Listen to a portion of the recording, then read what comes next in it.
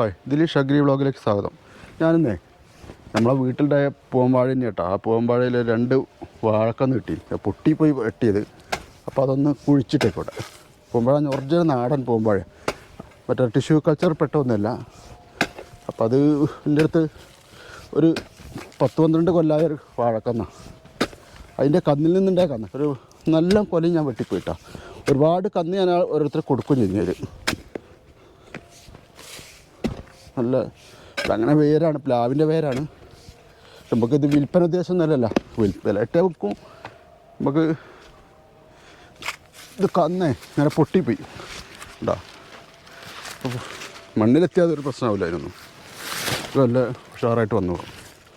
ഇപ്പോൾ 2 ഇതിനടിവളങ്ങളൊന്നും ഞങ്ങളിടില്ല. ഞങ്ങളിടുക എപ്പോഴാ വെച്ചാൽ അത് കുഴിച്ചിടുമ്പോൾ കുറച്ച് കഴിഞ്ഞിട്ട് കോഴി വളം ഇട്ടിട്ടാണ്ട് മണ്ണ് കയറ്റി കൊടുക്കുക, മഴ വരുന്നതിൽ. അത് മതി. വേറെ അങ്ങനത്തെ ഒരു